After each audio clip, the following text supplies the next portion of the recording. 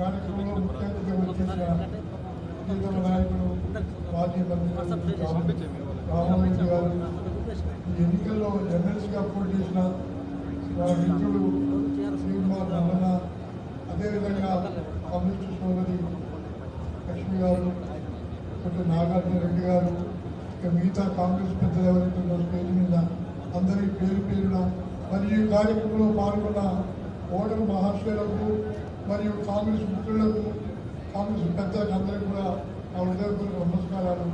ముఖ్యంగా మన తీర్మానం మండలం గురించి మీకు నేను వేరే చెప్పాల్సిన అవసరం లేదు. ప్రతిరోజు కూడా టీవీలలో వారి యొక్క ప్రసంగాలు, వారి విమర్శలు, వారి ప్రభుత్వం మీద చేసే పోరాటాలు మీ అందరూ తెలియజేస్తున్నారు. అలాంటి నాయకుడిని మనము మన 3 జిల్లాల నుంచి ఎమ్మెల్సీగా గెలిపించి శాసన మండలికి పంపించాలి.